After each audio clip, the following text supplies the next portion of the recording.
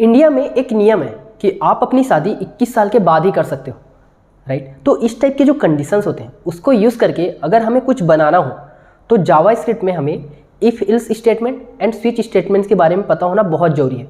And आज हम इस वीडियो में इन्हीं चीज़ों के बारे में डेप्थ में पढ़ेंगे। So let's start the video.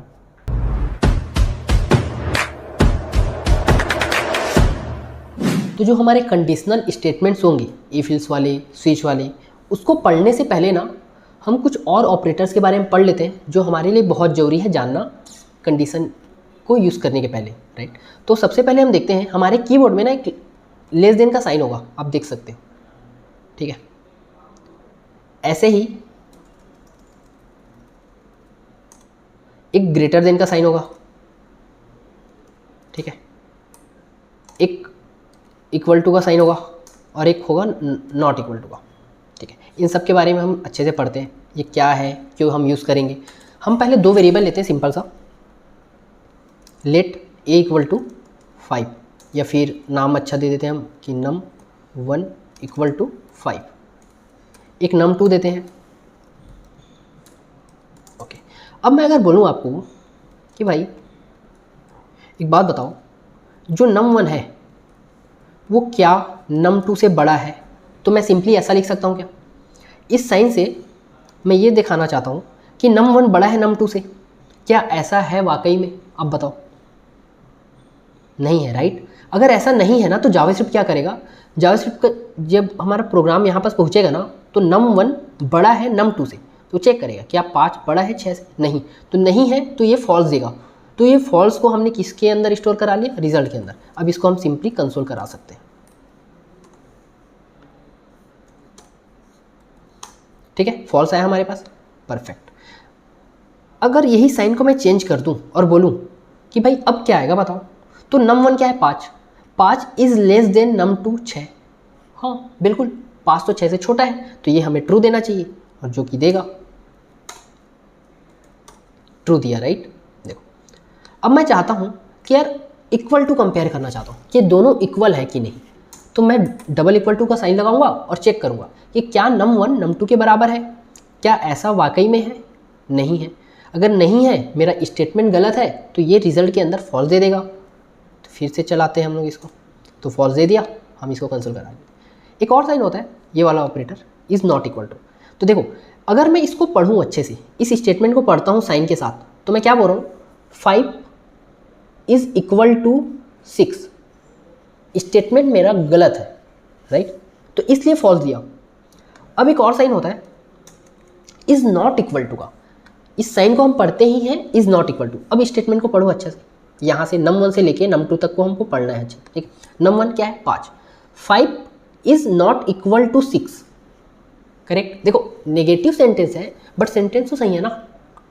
5 जो है is not equal to 6, obviously 5 6 के बराबर नहीं है। अगर ऐसा है तो ये तो ट्रू देगा ना, ट्रू दिया, ओके परफेक्ट। अगर मैं इसी को बराबर बना देता हूँ तो 5 and 5 बना दूंगा, तो ऑब्वियसली इसको फॉल्स देगा, ठीक परफेक्ट। तो ये बस 3-4 ऑपरेटर्स थे जो हमें पता होना चाहिए अगर हम इफ एल्स के बारे में पढ़ने वाले हैं। देखो इफ एल्स क्या होता है, जैसे मैंने आपको एग्जांपल बताया था कि अगर हमारी एज 21 साल या उससे ज़्यादा हो जाता है तो हम शादी के लिए एलिजिबल हैं, हम शादी कर सकते हैं, ठीक है। तो ऐसे केस अब हम यूज़ करेंगे कुछ हम लिखते हैं, एक एग्जांपल लेते हैं, let age equal to 21, perfect, ठीक। हमारे पास दो चीज़ें हैं कंडीशनली स्टेटमेंट यूज़ करने का, पहला इफ एल्स, दूसरा स्विच। मेनली हम प्रीफर करते हैं इफ एल्स ही यूज़ करना, और हम यूज़ ही इफ एल्स करते हैं। स्विच बहुत रेयर केस में यूज़ करते हैं, बट हम इसके बारे में भी पढ़ लेंगे हल्का सा। लाइक स्विगी जोमेटो सेम है, सेम काम करते हैं, ठीक है, बट हमें जो अच्छा लगे हम वो यूज़ कर लेंगे यार, ऐसा सीन। अगर मेरा एज 21 है, अब हम सबसे पहले ना इफ एल्स के बारे में देखते हैं, ठीक है।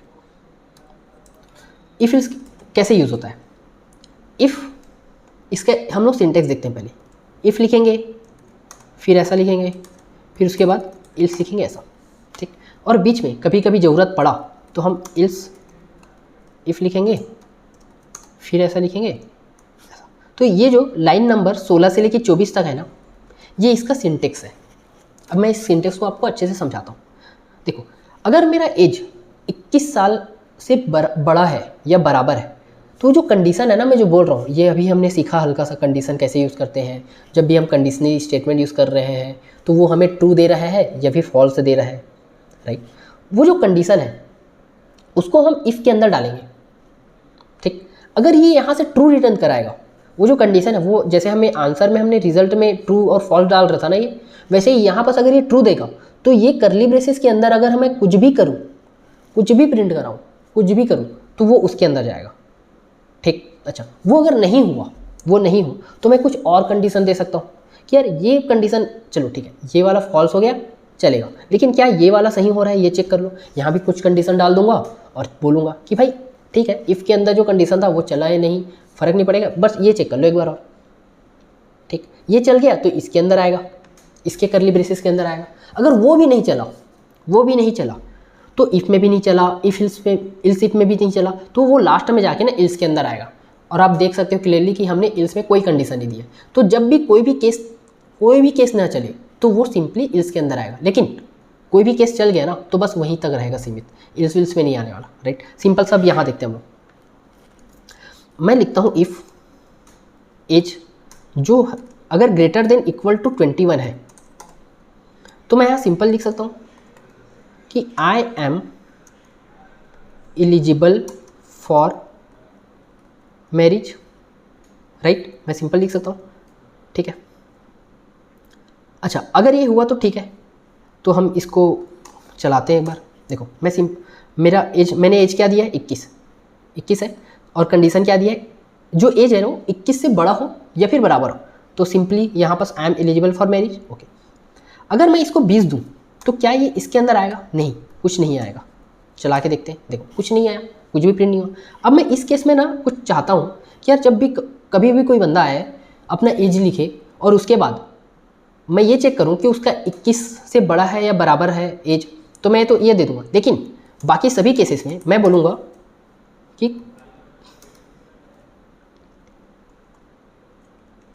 कि you are not eligible for marriage, okay. अब देखते हैं इसको कंसोल करा के। देखो, you are not eligible for marriage आया, परफेक्ट, ठीक है। अब मैं चाहता हूँ कि किसी का एज अगर 60 से ऊपर है, राइट, किसी का एज 60 से ऊपर है, तो मैं उसको ये बताना चाहता हूँ कि you were eligible for marriage but not now, but may be, ऐसा भी बोल सकते हैं हम लोग, ठीक है। तो हम लिखते हैं कि इल्स इफ, एक कंडीशन और डालना है। देखो, इफ के अंदर मैंने एक कंडीशन डाला, बट मुझे एक से ज़्यादा और कंडीशन डालने हैं, तो मैं उसको ना इसके अंदर लिखूंगा, इल्स इफ के अंदर लिखूंगा।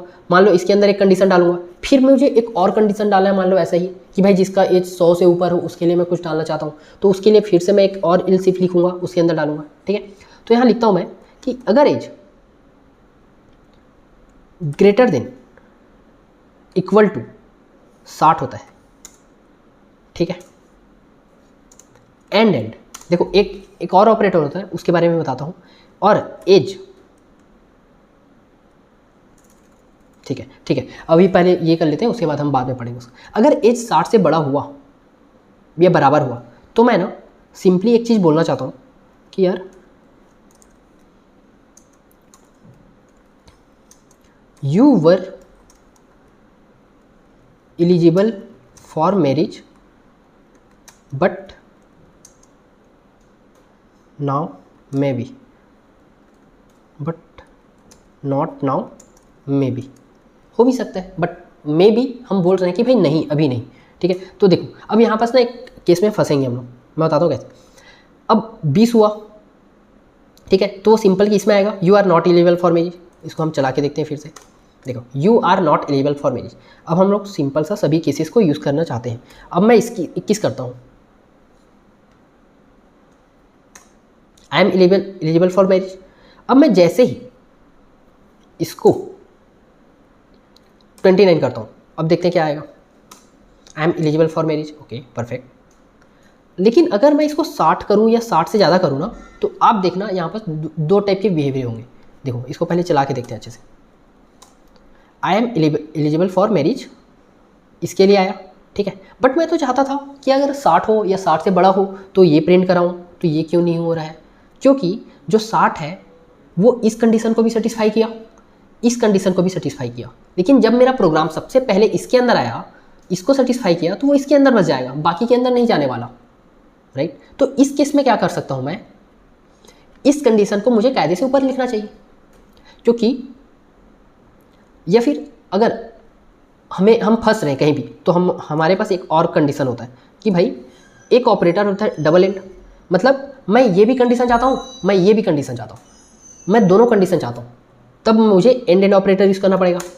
और मैं चाहता हूँ कि ये वाला जो कंडीशन है ना और ये वाला कंडीशन है, दोनों में कोई एक भी ट्रू हो जाए, तो उस केस में एक ऑपरेटर होता है हमारे पास और, ठीक है। तो ये दो ऑपरेटर हम और अच्छे और यूज़ करने वाले हैं। तो अब हम यहाँ क्या बोल सकते हैं कि भाई अगर एज 21 साल से बड़ा हो या बराबर हो एंड एज लेस देन होना चाहिए 60 से, तब मैं बोल रहा हूँ कि I am eligible for marriage, ठीक है। तो अब क्या होगा, अगर एज 60 हुआ तो क्या इसके अंदर जाएगा? नहीं जाएगा, क्योंकि मैंने एक कंडीशन दिया था, साथ में एक और कंडीशन दे दिया कि यार दोनों कंडीशन सेटिस्फाई हो गए तभी इसके अंदर आएगा। अब इसको हम डायरेक्टली चला के देख लेते हैं। देखो, you were eligible for marriage but not now may be, ठीक है, इसके अंदर आया, परफेक्ट, ठीक है। अच्छा, ठीक है, अब हमने ई फील्ड्स के बारे में अच्छे से सीख लिया। अब हम सेम चीज़ों को ना स्विच से करके देखते हैं। अगेन मैं बोल रहा हूँ, आप स्विच बहुत रेयरली यूज़ करोगे, बट हम हल्का सा उसका ओवरव्यू ले लेते हैं कि कैसे एक्चुअल में दिखता है, कैसे काम करता है, कैसा सिंटेक्स होता है, ठीक है। देखो, सेम जैसे हमने ई फील्ड्स में लिखा था, सेम ऐसे ही यहाँ भी लिखना है, बट हल्का सा सिंटेक्स अलग। तो हम लिखते हैं कि स्विच, एक वेरिएबल देंगे। अब वेरिएबल का नाम मान लो यही है,